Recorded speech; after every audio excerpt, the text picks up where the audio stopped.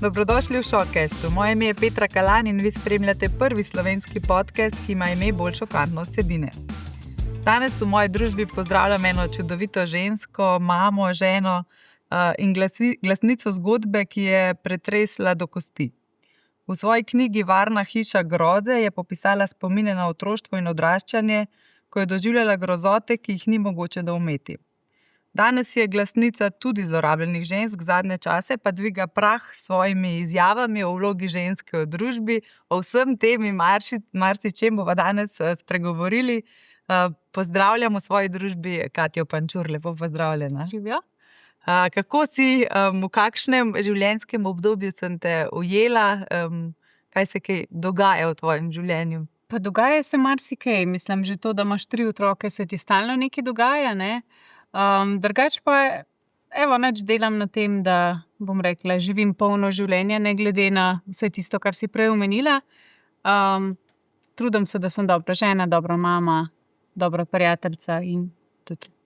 Zdaj, preden se zaklepetava, zapodiva v pogovor, iz vsakega gosta prosim, če seboj prinese 3 take osebne predmete, da ga skozi njih malo bolj spoznamo, pa me zanima zdaj, kaj si ti prinesla. Okej. Prvi je mogoče tale križec. Velikokrat sem dobila vprašanja, če sem jaz verna. Oziroma, katere vere sem, glede na to, da sem Rusinja, seveda takoj pomislila, ti si pa pravoslavka, ne. Glede pa na to, da sem bila posvojena strani verskega budističnega vodja, ne, potem so seveda vprašanja, a si ti budistka, kako pa gledaš zdaj na budizem, glede na to, da si imela tako grozno izkušnjo, ne. Pa bom zdaj povedala, jaz v bistvu sem bila krščena celo 2-krat v pravoslavni cerkvi, še v Rusiji, ampak tako kot sem se dotaknila te teme tudi v knjigi, sem Bogu malo zamerila, ker kot otrok sem bila res v hudem pomanjkanju in je moja sestra stalno molila. Ampak to je bilo res dobesedno tako, kot gledaš v filmih, ko ljudje molijo, ne, to je bilo stalno prisotno in mene je to jezilo, zato ker bolj, ko je ona molila, bolj sem bila jaz lačna. Bolj, ko je ona molila, bolj sem jaz hotela mamo videti, pa je ni bilo, ne. In v bistvu je ratala to ena taka res močna travma.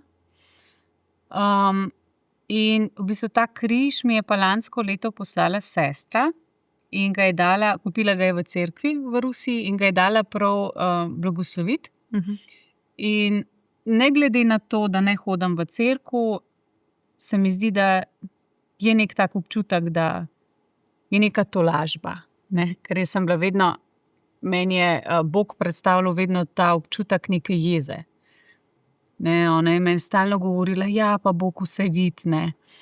Pa Bog je vedno zraven, ne. Pa sem jo spraševala, pa dobro, če je on vedno zraven, zakaj pol midva nimava za jesti? Zakaj morava toliko trpeti? Ne. In par let nazaj mi je pa tako napisala, no, ampak a vidiš, ne, saj Bog na koncu pa je pomagal, ne. Sem bila tako, Ona ne pa vem. je še vedno verna. Ja, absolutno. Ne vem, če je kaj na tem, ampak mogoče neka taka tolažbica, no, ki jo imam, velikokrat ga imam tudi gor. Tudi velikokrat, če grem mimo kakšne cerkve, zaidem noter, malo pokukam, sicer me začne takoj malo dušiti, ampak vseeno, enkrat se bom noter usedla, da se malo pomeniva. Da odpustiš do konca. Ja, mogoče. Ne vem, bom videla. Te pa vsekakor to spremlja, pa če drugega ne spominja na sestro. Ja, Sestra je v Rusiji? Sta veliko na vezi, se slišite? Ja, sva seveda, ne glede na vse sva sestri, ne, tako da. Kako ona spremlja to tvojo razkritje te zgodbe? Tudi ona je omenjena v knjigi. Ja, mislim, nje je bilo seveda zelo težko, ne. Ker načeloma je tako, da se sorojencev ne ločuje, ne. Tudi do posvojitvah je ponavadi tako, da pač vzameš oba, ne. Pri meni pa seveda ni bilo tako in je bila ona v bistvu tista, ki je mogla podpisati dokumente, da dovoli, da se mene odpelje, ne, dejansko pač ven iz Rusije, ne, ker v tistih časih je bilo to res tako redkost, da se pač otroka odpelje ruskega, ne. Ampak seveda, ker je bila taka situacija, so to dovolili, njega niso nič preverili, ne. Zdaj vsi vemo, kako se je to končalo, ampak ja, ko je ona zvedela, ko sem se jaz opogumila njej povedati to zgodbo, seveda ta prva reakcija je bila krivda. Jaz sem bila tista, ki je dovolila, ne. Okej, ampak potem, ko grejo ljudje čez to nek ta stadij krivde, da rečejo, okej, ampak res nisem vedel. Ne?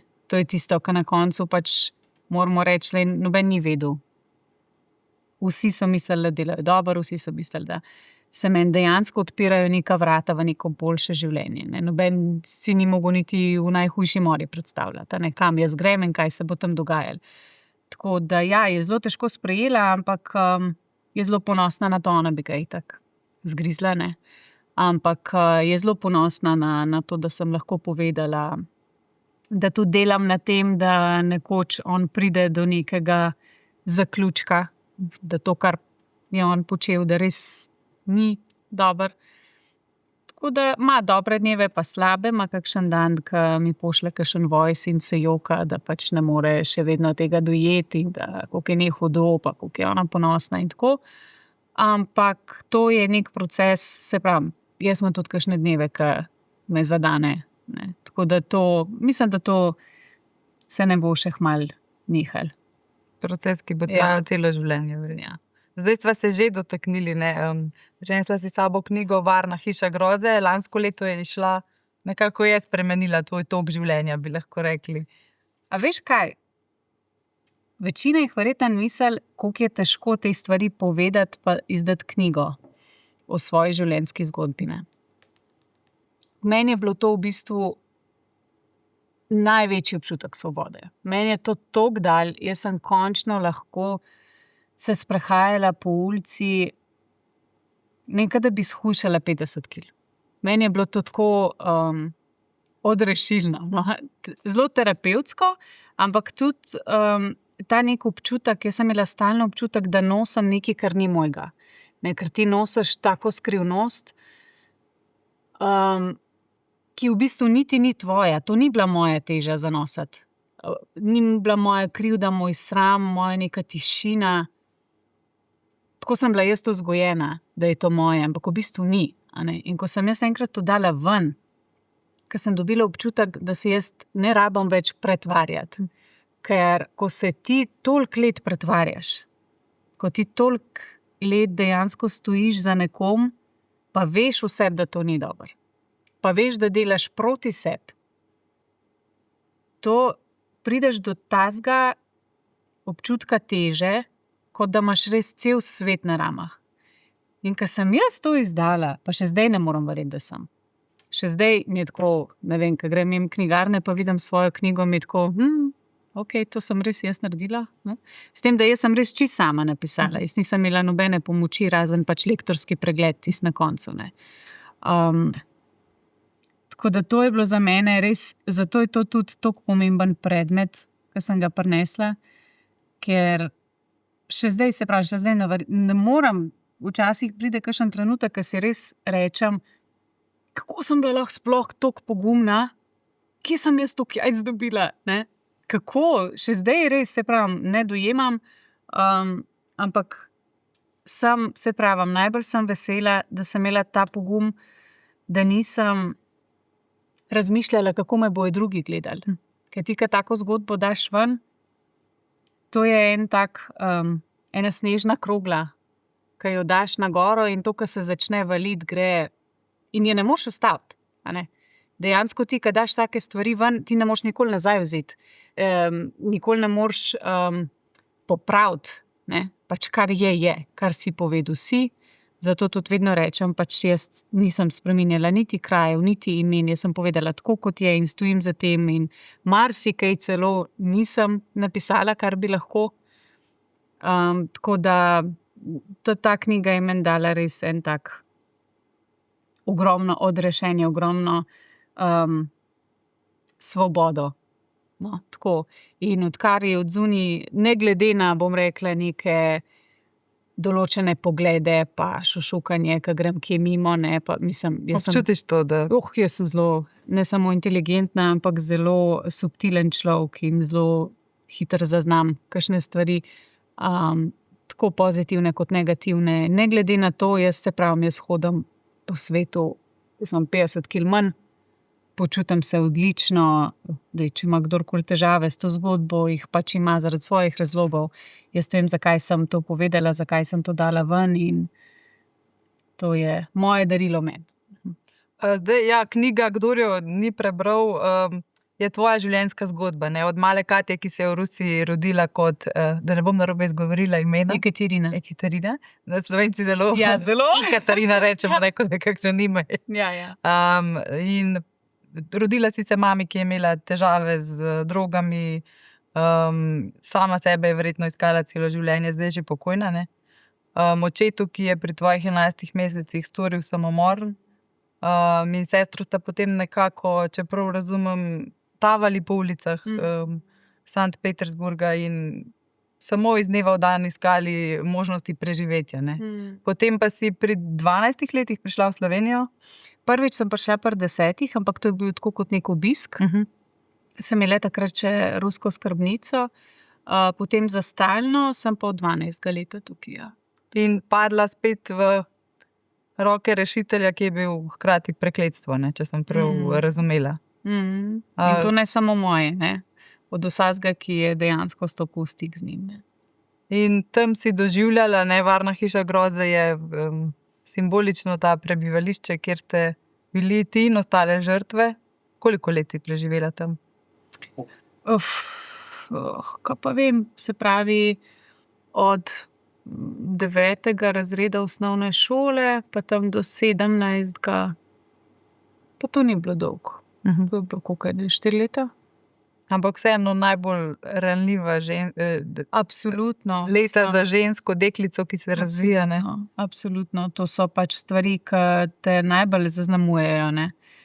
Sploh pa zato, ker te zlorabe so bile že prej, a ne. Ko sem jaz prišla sem na obisk, ker pri teh predatorjih, bom rekla, z lepo besedo, je to značilno, ne, da uvajajo, bom rekla, vse svoje žrtve, ki si jih zberejo, ne, za te zadeve, da jih zelo hitro uvedejo v te stvari, da pač otrok res to vzame kot nekaj čisto normalnega in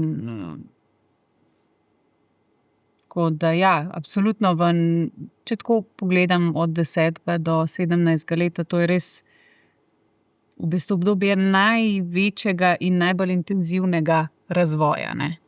To je vse od hormonskih sprememb, prva menstruacija, ne, s tem, da pri meni so bili drugi faktorji, ne, ker je bilo težko se navaditi na neke nove ljudi, nov jezik, novo pisanje, ne, jaz sem pač izhajam iz cirilice, ne, mislim, to je nekaj čisto drugega, ne, in je bilo za mene res toliko enih novih stvari, da še zdaj včasih, ko pomislim, jaz sploh ne vem, kako sem jaz se naučila jezika, naučila pisave, sprejela to neko kulturo, ki je res čist XY od ruske, drugačno razmišljanje, mentaliteta, druga načela, se pravim, te razlike že v vlogah ženska, moški, ne, tako je bilo, ja. Pa si se varno počutila v nekem trenutku v tej skupnosti? Iz tistega, iz česar si prišla, ne, praktično iz ulice, ti je bilo to neko zatočišče kdaj ali si vedno vedela, da nekaj Ne, absolutno je bil zatočišče, ker druge opcije nisem imela, ne. Tudi tako je bilo hecno. Se spomnim, sicer zelo zamegljeno, ne, ker sem bila tako mlada, ampak se pa spomnim nekih pogovorov, a se ti strinjaš s tem, da bi šla, ne, k temu gospodu živeti, pa, ne, pa si mislila, pa kaj to mene sprašujete, mislim, odrasli ljudje sprašujete otroka, ne, praktično, kam pa naj grem, a nazaj na ulico. Ne, tako, mislim, totalno, že takrat se mi je zdelo tako totalno nelogično, zakaj se mene to sprašuje. Verjetno oni so rabili narediti neko administrativno kljukico, da sem jaz seznanjena, ne, s temi stvarmi. Absolutno je bil to je bil v bistvu edini nek varen pristan, neka varna opcija za mene v tistem času, ne, in tudi drugih opcij sploh poznala nisem, ne. Se pravi, meni ni bilo nikoli predstavljen, ne vem, lahko greš tja, ne, to za sabo prinese, to pa to je tujina, se pravi, to so drugi ljudje, drug jezik, druga pisava, druga hrana, vse vse bo drugače, boš brez sestre. Nikoli mi ni bila ponujena neka alternativna opcija, se pravi, lahko pa ostaneš tukaj, pa si, ne vem, v sirotišnici do tega pa tega leta, potem greš ponavadi v internat. Potem v Rusiji takrat je bilo v bistvu tako, da ti otroci, ki so potem odrasli, so jih dali v eno skupno stanovanje, da so se pač naučila ne živeti, pa so imeli neke službe in tako so živeli dejansko z neko vzgojiteljico. Se pravi, jaz te variante nisem imela. Ne. Meni je bilo samo edina varianta, ki mi je bila ponujena, je to, da grem jaz k njemu. Ne. Da je to, da sem jaz njega predtem dejansko videla samo tako, ker sem prišla na obisk k njemu. Ne vem, verjetno se je to ljudem takrat, ki so imeli moč nad odločitvami, kaj se bo z mano zgodilo, verjetno je bilo to njim dovolj. Ne. Kako pa to, da sestra ni odšla s tabo? Vedno je bilo govora samo o meni, ne vem zakaj. Kako pa so sploh zbrali tega duhovnega vodjo, kako so prišli do njega, oziroma kje so se vaše poti križale? V bistvu je bil on tisti, ki je prišel do nas.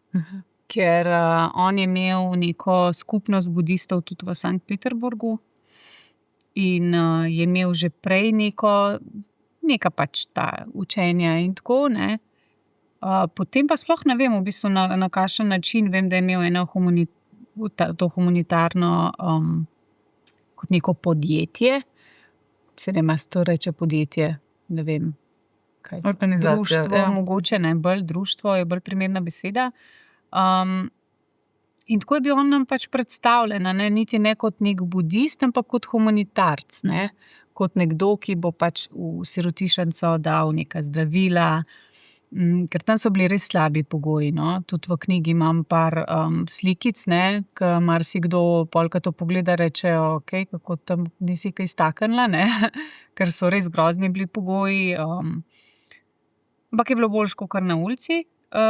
In on je bil dejansko predstavljen kot nekdo, ki bo pomagal, ki bo doniral in denar in zdravila in te neki pa svinčnike, pa papir, da smo otroci lahko ustvarjali in tako, ne.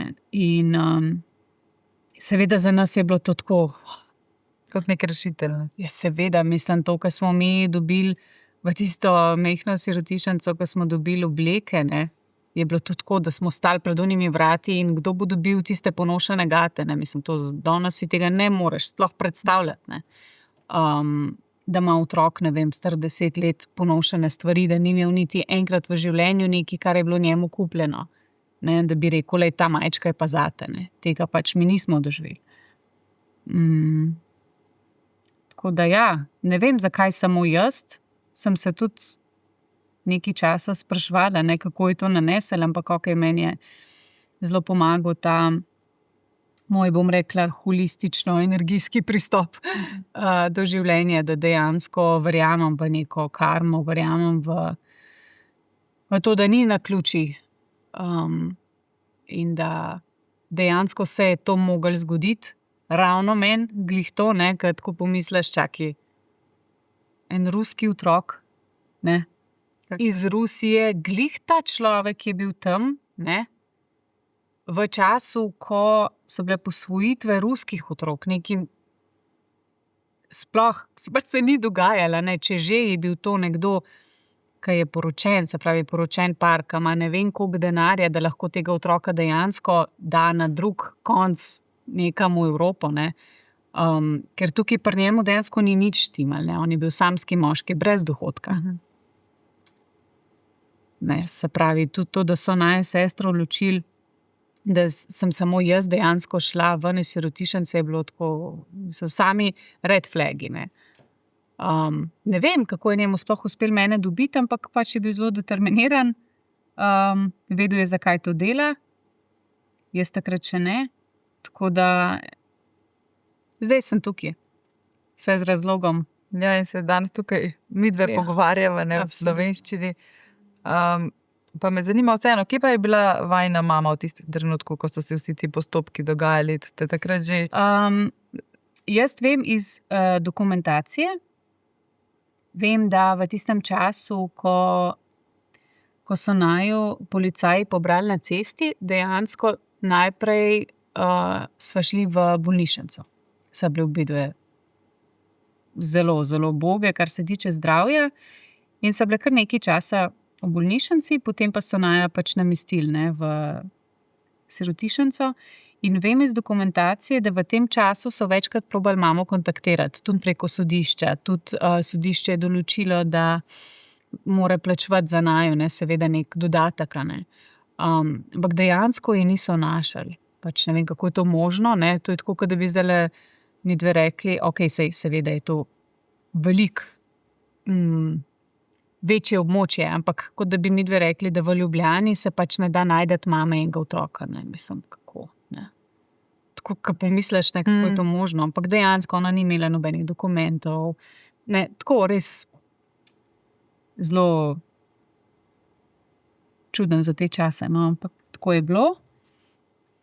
In je niso mogli dejansko priklicati niti preko sodišča, niti nič. In glih zaradi tega v bistvu, ker se ona ni odzivala na nobene pozive, niti sodne, niti nič, je potem sodišče določilo, da ji odvzame materinske pravice, a ne. Tako da takrat se itak ni nič spremenilo, ker pač že prej se ni odzivala, se je obnašala, kot da nima otrok in s tem odvzemom materinskih pravic pa jih dejansko nimaš, ne. Tako da. Kdaj si potem nazadnje bila v stiku s svojo mamo? Se spomniš tega trenutka? To je bilo preden so naju policaji pač pobrali na cesti. Tukaj noter imam celo zapisnik tiste noči. Jaz se samo spomnim, ne spomnim se kdaj, spomnim se samo, da je bil večer in da je padel dež. In se spomnim, da je stala ob cesti na moji desni strani in sem bila jaz, sestra, pa ta njena najboljša prijateljica Elena, ki tudi omenjam v knjigi. In je bila mama zelo v pač takem stanju, kot je vedno bila. In se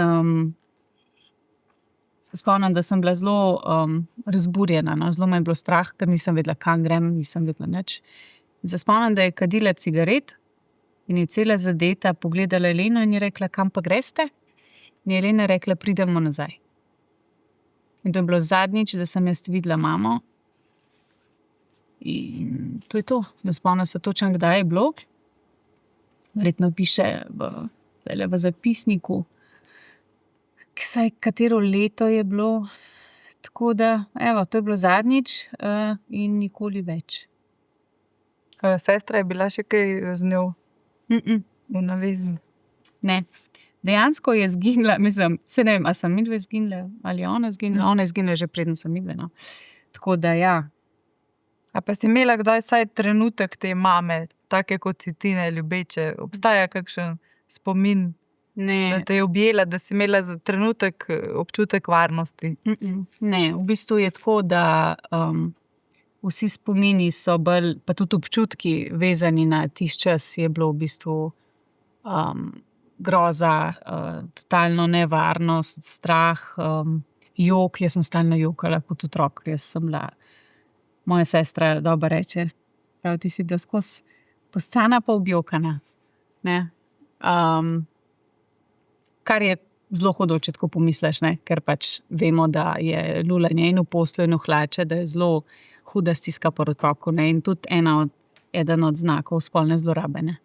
Tako da, ja, ni bilo nobenega takega momenta, bili so momenti, ko se je ona ličila za to, da je šla zaslužiti denar za drogo in sem je zraven jokala in prosila, če lahko ostane. Pa se v bistvu samo smejala, ker je bila itak toliko zadeta od vseh drog, a ne. Tisti, ki majčkeno pozna droge oziroma kako delujejo na človeka, sploh heroin, a ne. Heroin pač vzame človeka dobesedno, ne. Odvisniki od heroina dejansko niso več ljudje, ne. To si v bistvu senca, ne. Tako da so bolj te spomini, no. Neke ignorance do otroka, do čustev, do bolečine, ne. Tako da nisem nikoli imela mame. Tudi takrat, ko je bila, v bistvu ni bilo nič od mame, ne.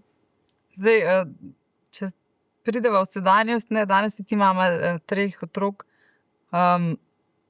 koliko je te borbe, strahu, si predstavljam, da kot mama, če vse to daš skozi v življenju, koliko strahu je do tega, da bi se kakšnemu od tvojih otrok kdaj pripetilo karkoli, vsaj približno nepodobnega, kakršnakoli oblika zlorabe, obstaja ta strah verjetno prisoten. seveda. Nezaupanje do ljudi, ne, ker vemo, da se ponavadi v nekih ožjih krogih to dogaja.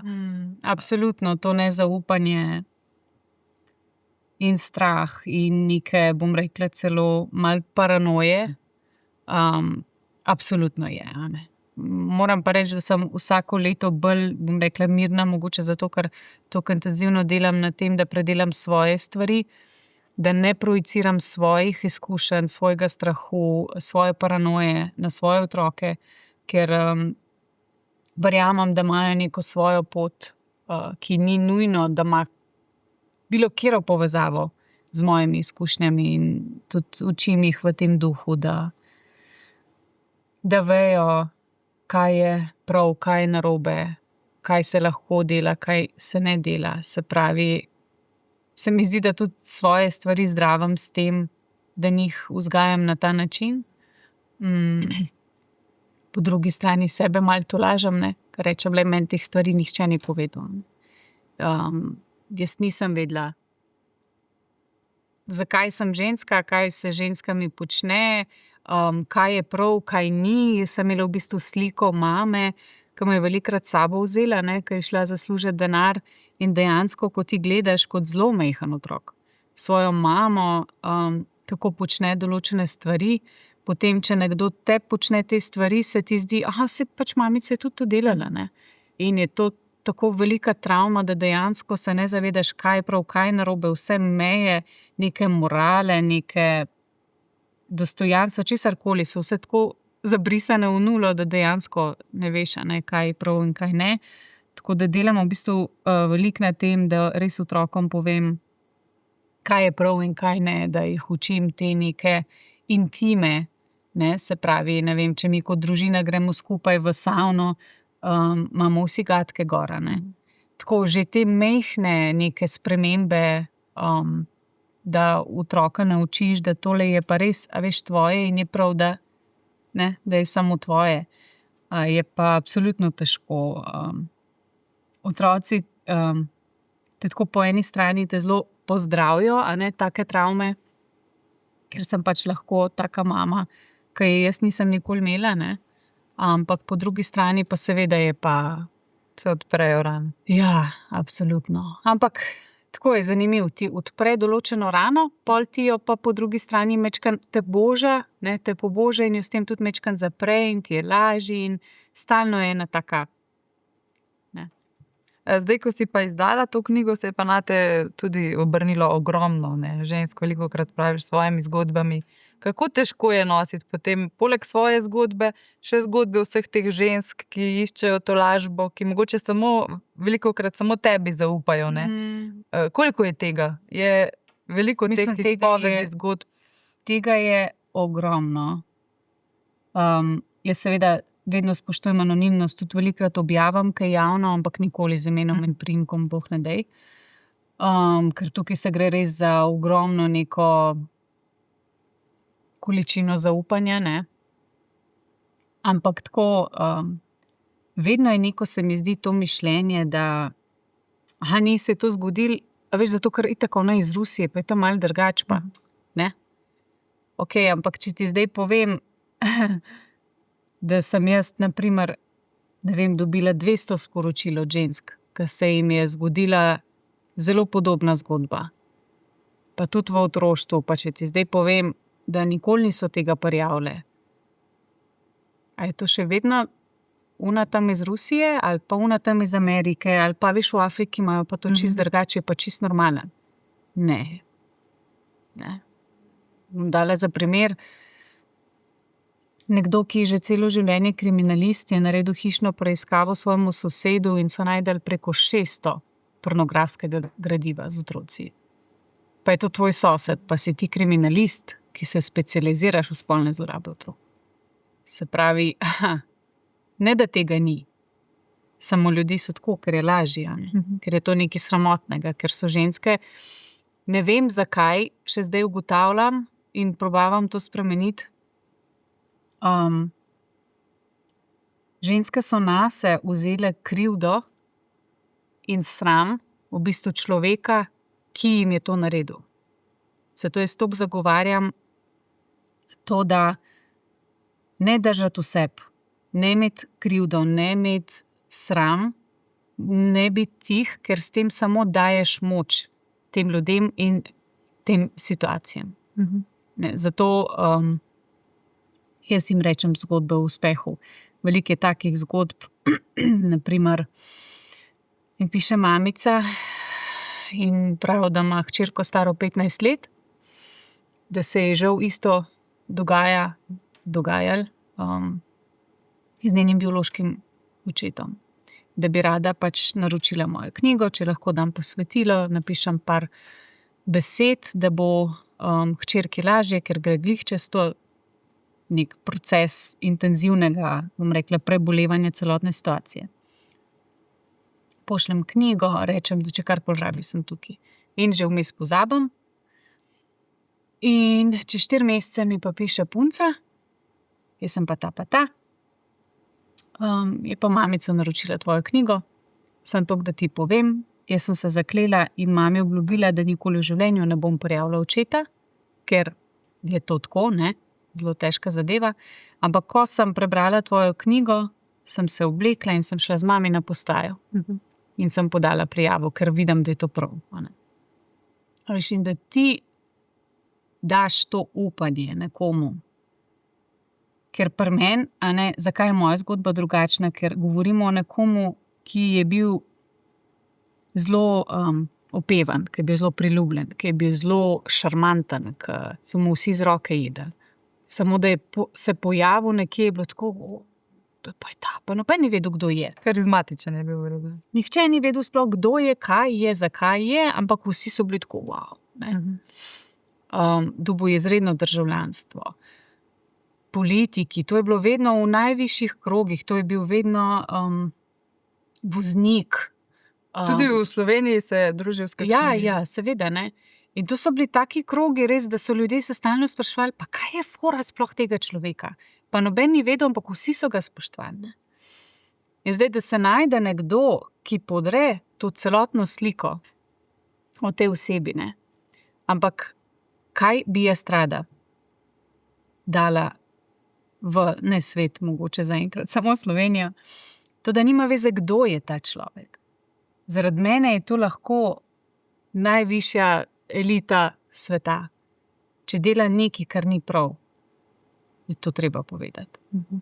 A ne? Pa nima veze, kdo je. Lahko je to oče, lahko je to brat, bratranec, sosed, predsednik države, ne. To treba povedati. In to je tisto, kar ženske rečejo, če pa ona lahko, pa vejo, da mi ni prav lahko, ne. Če je ona lahko to povedala, pa ga preganja, pa vsi spremljajo, cela Slovenija pa ve dejansko, koliko se on trudi, da bi to izničil, kar jaz delam. Pa reče, če ona lahko pa najde to moč, ne, mogoče bi pa še jaz, ne. In to je tisto upanje, ki ga daš nekomu, ki je toliko na tleh, ki ga je toliko sram, ki se toliko počuti nevredenega. Ja, je težko. Težko je biti nekdo, ki v ljudeh privleče ven najgloblje travme. To je ful težko. To je zelo težko, ker si ti v bistvu vsi smo radi tako veseli, pa da se ljudje okrog nas počutijo ful dobro, pa da jim dogaja, pa da je fajn vse. Ampak ko pa ti dejansko prideš v stik z nekom in vidiš, da se je človek zelo, je ne, je težko, ker v bistvu povlečeš in vzpodbujaš bolečino namesto pozitivnih občutkov, ne. Pa tudi, če ti veš, da mora iti človek čez to bolečino, je vse zelo težko. Tako da ne glede na to, da pridejo dnevi, ko mi je res težko za te ljudi, sploh ko so zraven kakšni otroci, a ne. sploh ko so otroci, mi je pa res, zato ker sem jaz dala to čez kot otrok, zato ker imam jaz svoje otroke, me stisne, marsikakšno noč zelo težko zaspim, ampak vem, da delam prav, vem, da je prav, da se ozavešča, vem, da je prav, da se spodbuja, da se nekaj naredi na tem. Vem, da potem ženske se res počutijo, kot da so vzele moč v svoje roke nazaj, dejansko jo dale sebi, ne tistemu, ki je to naredil, in je vreden. Meni je. Ja, ti nekako, ko si, sem skozi te intervjuje, ki sem jih poslušala, prav razumela, takrat se je začelo v bistvu sestavljati, ko si podala prijavo, ko si šla ven s to zgodbo, ne, da si nisi bila več v vlogi žrtve. Čeprav se mi zdi, da celo svoje življenje si bila tako močen lik v svoji zgodbi, ne, borka. To sem. Ampak takrat si pa res vzela moč nazaj, ne. Ampak ta stvar še zdaleč ni zaključena, ne. Tvoja zgodba je res taka zelo specifična, kot si rekla. Na nek način ima človek občutek, da je del elite bil ta tvoj posvojitelj. Kje je zdaj, kako je s to zadevo? On je v Franciji, čeprav razumem.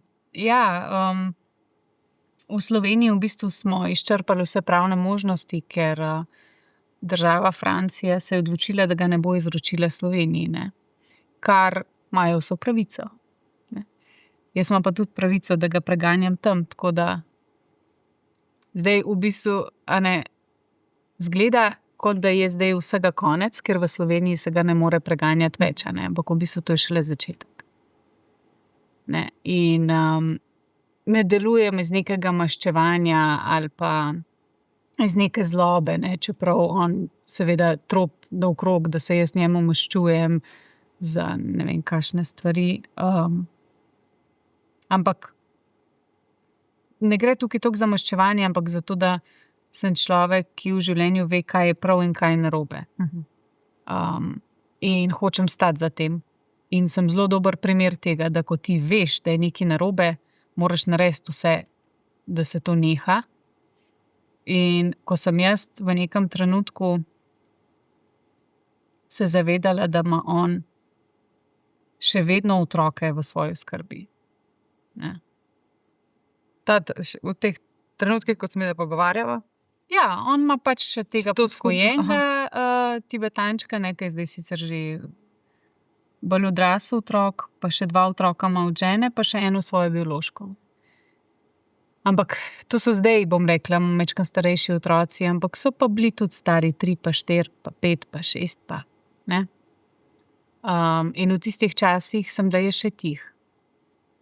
Ne, in ko ti dejansko prideš do točke, ko čutiš v sebi in veš v sebi, da so tudi ti otroci bili deležni določenih stvari, meni je bila to taka sila, da ni šans, da bi me kdo ustavil. Se ga pa ne bojiš, si vzela moč v svoje roke, verjetno, prej smo malo govorili, prej smo začeli snemati, da sledi vseeno tem tvoji zgodbi, ne, da je probal navezati stik s tabo. Kaj so to grožnje? Je to spet nek način manipulacije, vplivanja nate, ki ga je že imel včasih, ne, moč nad tabo? Kako občutiš to, ne, ko proba stopiti v kontakt s tabo oziroma? Mislim, na začetku mi je bilo sigurno zelo težko že iz čustvenega vidika, ker vseeno je to nekdo, ki sem mu hvaležna do določene mere. Vseeno je bila ta čustvena navezanost je bila zelo, zelo močna pri meni, zato tudi sem toliko let odlašala s tem, a ne. Na začetku mi je bilo vsakič, ko sem kaj dobila, mi je bilo ne. Ampak v bistvu vsakič, bolj ko sem jaz govorila, bolj je on ratval jezen, bolj je on meni grozil preko nekih mailov, nekih ljudi. In takrat, ko je res pokazal svoj obraz, ne, ko je bilo res, ko je bil toliko stisnjen v kot, da mu je ušlo tisti njegov pravi, ne, takrat sem pa rekla, tako je to, ok, zdaj se pa lahko mi to pogovarjava. Zdaj, ko pa ti ne fejkaš več, ne, da si ti nek svetnik, zdaj, ko si ti pokazal svoj obraz, no, s tem bom pa delala. Ne, zdaj pa lahko. In dejansko nobenih občutkov, niti žalosti, niti jeze, niti strahu, ničesar. Samo, da sem rekla, končno, da zdaj vidim jaz ta obraz, ne. Da zdaj končno vidim, kdo si, kaj sem jaz se plagala vsa ta leta, pa si zakrivala oči. Si vedno iskala neka opravičila za... Vedno. Ko pa ti dejansko vidiš, da ti človek pokaže tisti njegov pravi obraz, pol pa sam nasvidenje, pol sem pa ignorirala, vsa pisma pošiljala kot dokazila sodišču, vse slike, ki mi jih je pošiljal. Kdaj je nazadnje probal vzpostaviti kontakt s tabo? Za novo leto, januarja. Ne, s tem, da seveda je vmes že dojel, da jaz pošiljam ta pisma na sodišče in je majčkeno drugo taktiko izbral, da mu je zelo žal, da pač ne verjame, da si jaz stojim za vsem tem in da mene sigurno nekdo manipulira z mano. In da sem vabljena, da pridem k njemu domov, da so njegova vrata zame vedno odprta. Tak je pač tipičen scenarij nekih psihopatov, ko dejansko probaš najprej na krivdo, pol probaš na manipulacijo, pol probaš z grožnjami, pol ko vidiš, da to ni, pa da človek pač ima svojo špuro in da mu je čisto vseeno, kaj boš ti naredil, dejansko probaš še majčkeno na tisto, pa tudi, da ima raka, pa da ne vem, da je njegova hči bolana, pa zakaj jaz to delam, če sem pozabila, koliko je on za mene naredil, kje je moja hvaležnost in tako.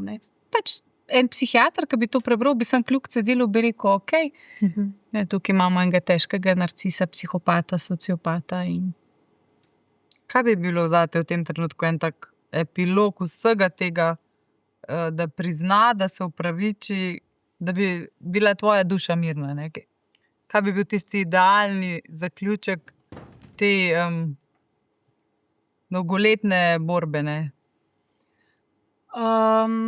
vem, če obstaja idealni zaključek, ker nič, kar se bo zgodil, mi ne bo zbrisal tega, kar je. To so stvari, ki jih bom jaz nosila celo življenje in vsi tisti, ki so bili vpleteni, tako kot vedno rečem, jaz nisem edina.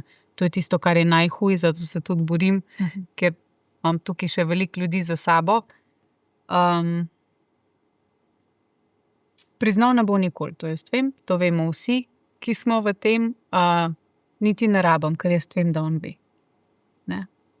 Ta neka igra pri meni ne špila več, tako kot sem rekla, sem spoznala pravi obraz, marsikdo ga ni, žal, ampak tudi če bo obsojen na 20 let, meni to nič ne spremeni. Jaz bi samo rada to zadevo speljala do konca, zato ker vem, da je prav. To pa to. Si pa ti vse več kot ta tvoja nezgodba, to je samo del tvoje poti, že ko smo se menili za pogovor, vseeno sva kar zajadrali v te tvoje življenjske izkušnje, ampak ti si zdaj nekako se osvobodila tega, si mama, si žena, kot sem prej rekla, dviguješ prah tudi z nekaterimi izjavami, nisem mogla verjeti, ne vem, čez 200,000 ogledov ima tisti klip, ko stojiš za svojim mnenjem, da pač si rada doma, žena, mama, podpora svojemu možu, 3 stebre hiše ponavadi podpiramo, pravijo. In me zanima, kako komentiraš to, da je ena taka izjava dvignila toliko prahu v Sloveniji, čeprav si poudarila, da je to zgolj tvoje mnenje, da nikogar ne obsojaš, pa si naletela na celo serijo odzivov, dobrih, slabih in nekaj vmes. Mislim, to je tisto, kar sem prej omenjala. Veš, to so te neke kulturne razlike. Tako kot sem rekla, veš, če bi to v Rusiji povedala, je bilo še normalno. noben sploh ne bi komentiral tega, ker je to nekaj zelo običajenega. Ne?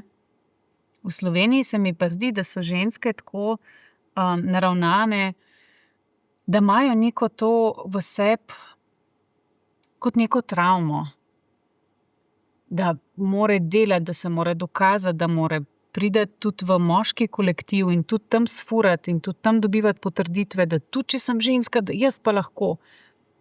In mislim, da to delovanje res izhaja iz neke travme. Zdaj jaz ne poznam zelo dobro slovenske zgodovine, ampak mislim, da ima to veliko dela, bi sem opravka s tem. Ne?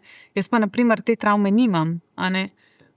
Jaz nimam občutka, da se moram dokazovati, pa da sem enakopravna moškemu. Ne? Jaz vedno rečem, Bog ne dej, ne me dati na noben visok položaj, ker sem ženska, ker sem preveč čustvena, ker ne moram. Jaz sem čisto za to, da firmo, državo, karkoli je, da vodi moški, ker se mi zdi, da moški je tisti, ki mora voditi. Ne? To je moje mnenje. In če ženska, ne vem, je rada podjetnica, pa je uspešna ženska poslovna, pa ima 1000 zaposlenih, pa super, mislim, če te to špila, ampak mene prosim, ne silti v to, niti ne me dati v nek, tako, a veš, kaj sem rekla, ko so tukaj hodili po teh prostorih, sem bila tako, wow, koliko je to veliko, koliko je njih računalnikov, koliko je, pa to za mene ni, to nikoli nisem bila, pa res ne, mislim, marsikera, je komentirala, da sem jaz zdaj v podrejenem položaju, in da je to zaradi tega imam tako razmišljanje, ali pa da je to pač moja travma.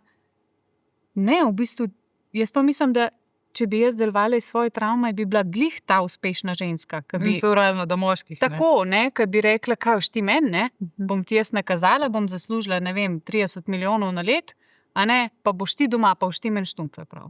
Pa to zdaj ne pomeni, da ti nikoli v življenju nisi delala, pa da ne znaš delati. Mogoče je bilo to samo narobe skomunicirano, vzeto iz konteksta. Mislim, itak vsi vzamajo iz konteksta samo tisto, kar je tista kost, da si jo potem grizejo pa podajajo. Mene to ne moti. Mene, če bi to motil, jaz nikoli v življenju ne bi svojega mnenja tako izražala kot ga, ker res nimam nobenih težav s tem. Jaz spoštujem delovne ženske, spoštujem, bom rekla, ženske, ki so doma, gospodinje, spoštujem blondinke, pa črnolase, pa meni je vsem. Vsakmu dajmo pustiti, da živijo tako, kot je njim prav. In jaz, za mene še vedno moški dela, menja gume, kosi travo. Ženska je doma, previja plenice, doji, kuha, pospravlja. In zdaj tako, če bo moški kadarkoli hotel pospraviti hišo pa kuhati, v redu, pač, če je to nekaj, kar si ti zdaj v tem trenutku želiš, dej, ampak bistvo je, da ti ni treba. To je pri meni doma. Moj mož tudi, na primer, kdaj kaj skuha, če mu paše, niso to neke jedi, ki jih jaz delam, ampak tisto, kar skuha res dobro. In če tebi danes paše kuhati, seveda dej. Ni pa to tako, da ti veš, da je to tvoja dolžnost, ker ni. Mislim, tudi, na primer, so se ženske vtaknile v to menjavo plenic. Mislim, ne vem, pa dajmo prevrteti nazaj 200 let. Je moški kadarkoli menil plenice otroku? Dajte mi povedati. Mislim, jaz imam to neko svojo logiko, meni ta logika špila, če pa tep ne, je pa ne rabiš sprejeti. Na koncu je živi in pusti živeti. Mogoče je bilo tako, je nek strah, toliko in toliko boja za pravice. Se pravim, to je ta travma. To je zdaj ta neka ženska travma in toliko let so se ženske borile za neko enakopravnost, zdaj pa ti pa doma sediš. Meni je to v redu. Pa tako, kaj si rekla, jaz sem zelo veliko delala kot zelo mlada punca in meni nikoli ni bil problem delati. Tudi zdaj, na primer, da bi bilo karkoli, pa bi mogla delati bi se že nekako navadila. To so zdaj neke res veš, pride nekaj v življenju in moraš pač spremeniti vse, kar si do zdaj delal. V redu, saj se prilagajamo, življenje teče. Ampak kar se pa tiče nekih načel, je to za mene. Pač za mene je moj moški edini moški, ki ga bom jaz upoštevala. Ne. Tudi tukaj se je veliko žensk vtaknilo. Ne vem, meni to ni nič takega, naprimer, da grem jaz nekam, pa da moža vprašam, a sem v redu oblečena, ali se ti zdi, kaj se mi kaj preveč vidi, ali te kaj moti. Ne? Ženske so tako. Kaj si ti meni govoril, ne? Ja, kdo ti pa bo? Pač, kdo ti bo, če ne tvoj mož? Daj mi povej. Jaz, ko grem iz hiše, jaz njega predstavljam, kako bi pa izgledal, da bi jaz prišla zdajle k tebi, naprimer, pa bi vse svoje atribute dala na mizo. Pač to ne spada, to ni spoštovanje do svojega moškega. In to je za mene zdrava kmečka pamet. Je pa verjetno, sklepam tudi obratno, ne? Spoštovanje je dvosmerni. Absolutno to ni tako, da sem jaz doma za štedilnikom, a razumeš, on pa, ne vem, se okrog s Ferrari voz, pa ženske pobira, pa usvaja. Absolutno ne, tega si v življenju ne bi dovolila. Odnos je enakopraven, spoštovanje mora biti z obeh strani. In da je obema je jasno, če sem jaz doma, pa če so moje vloge te, pa se ti zavedi svojih vlog. In moj mož se jih zelo dobro zaveda. On gre meni tankat avto, on mi gre avto opret, on mi gre nalit olje, hladilno tekočino, vse. Se pravi, jaz zdajle, če mi avto crkne, pa sem sama, jaz moram njega poklicati, ker ne znam, ker ne vem, ker me ni treba. Ne? In isto on, ne vem, če mu rečem, da je potico speč, pa sej ne bi znal. Normalno, pač meni je to normalno, da je moški ne zna. Ne? Vsak ima svoje. Je pa res, da se znata tudi pošaliti iz tega. Sem videla nekaj videov, ki ste jih posnela. Imate tak smisel za humor, prav na te menjave olja in gume in pranje perila. Sta posnela nekaj videov in našla kanček humorja. Je bilo tudi tukaj kaj zgražanja. Ne, ljudje so se smejali, ker pač mislim, je bilo tako očitno, veš, tudi narejen, ne, da je bila nek heca. Ne. Jaz se pravim, nobene stvari ne rečem iz neke zlobe, iz nekega poniževanja. Bog ne, da res nisem taka oseba. Vsak, ki me pozna, ve, da mislim, nimam nobenih skritih namenov. Ne. Tako da povem svoje mnenje, pa ful se rada pohecam.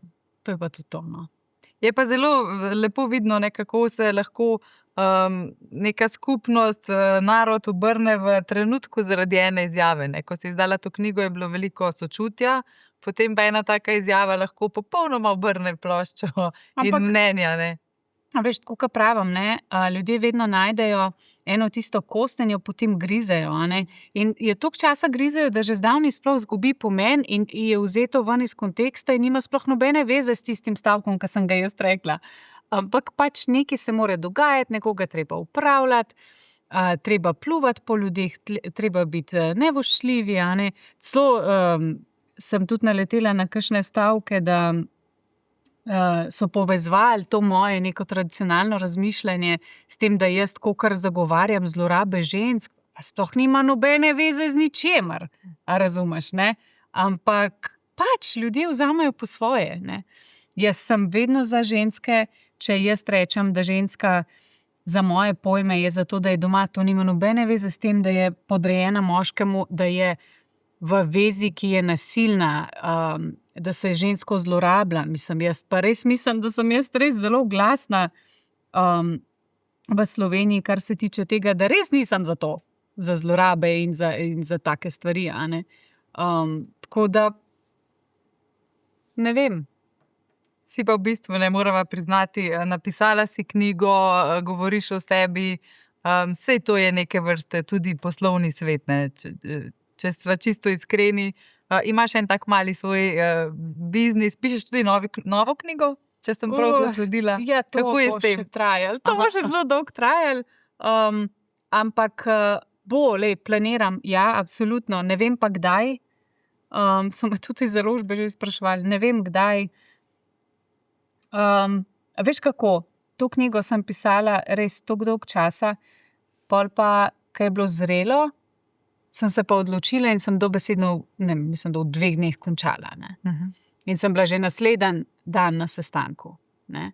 Tako da je tako, se mi zdi, da take stvari morajo res dozoreti. Ne. Takrat, ko ti čutiš, da je, ko imaš tisti impuls, rečeš, ok, zdaj pa bo. Ne? In isto bo verjeten pri ta drugi knjigi. Ne? V katero smer bo šlo, lahko kaj namigneva? Bodo kakšni gospodinski nasveti, sem zdaj. Priročnik za slovensko gospodinje. Recept za borš. Ne, to sigurno ne. Po moje bolj v to smer, tukaj se mi zdi, da sem se dotaknila res bolj zgodbe in določeno pogled v to, kako živeti s tem je bil, ampak vseeno je bilo zelo tako površinsko. Ne? Tako da mogoče bolj o tem, kako se iz tega ven skubacati in živeti neko življenje, ki vseeno ima ogromno nekih iskrenih, lepih trenutkov, kako sebe sprejeti kot ženska potem, ker niti približno ni lahko. Tista, ki je dala kaj tazga čez sveda, dejansko pridejo trenutki, ko se ne moreš pogledati v gledalo. Ne? Tako da mogoče bolj v to smer, no? Kako po vsem tem živeti. In ti si en tak res lep dokaz, ne, da če ne prevzamemo vloge žrtve, lahko ustvarimo eno lepo življenje. Je to takšno življenje, ki si predstavljala, ko si kot mehna punčka nekje tavala po ulicah ruskih? Ja, si predstavljala, da boš kdaj tukaj srečna, mama 3 otrok, žena, avtorica knjige? Ta zadnji del ne, sigurno ne. Drugače sem pa vedno si predstavljala, da imam 4 otroke. Še prostor za... Ja, ne vem, kaj bo na tem, da sem še. Tako da to bomo videli. Sem si pa želela sem si vedno imeti seveda moškega, ki bo tak, kot je moj mož. Ne vem, sem si ga zmanifestirala ali se vse tako poklopili, ker oba dva pač imava občutek, da ne da sva se spoznala, ampak da sva se spet našla. Ne? Res je bilo tako instant, je bila tista, tukaj si, ki si hodil. V trenutku Ja, to je bilo res tako. Ampak to je bilo tako opazno tudi na vzven, da mi je kolegica, ki je bila zraven, ko so se midva spoznala, mi je rekla, kaj je bilo pa to? Ne, pa sem bila tako čakala, videla, kaj je bilo, ne? Takrat, ko si v trenutku, se ti zdi, da se samo tebi to dogaja, ampak dejansko je tako vibriralo, da je še ona rekla, kaj je bilo pa to? Tako da ja, absolutno vse, vedno rečem, vse, kar sem izgubila, se ne more nikoli primerjati s tistim, kar sem jaz dobila.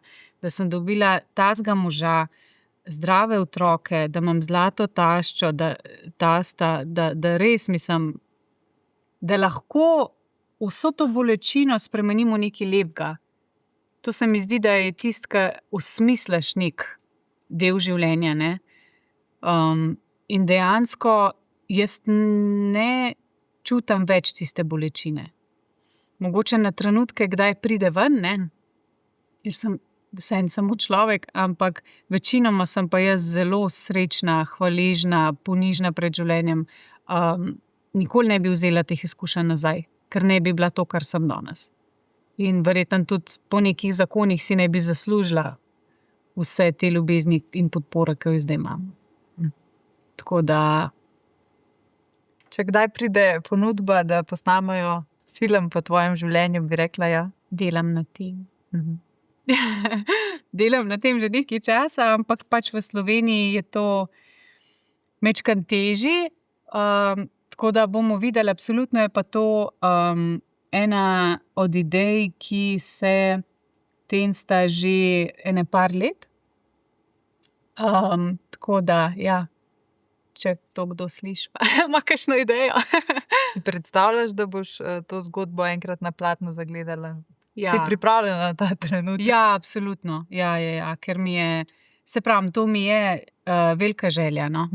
Velika želja mi je, tudi imela sem že določene pogovore v to smer. Tudi imela sem idejo, da bi dejansko sama sebe igrala, kar je tako... Ne? Vsak mi je tako rekel, ok, jaz ti prepričana, ne? Ker to je res težko. Ampak bomo videli, no, kako bo s tem.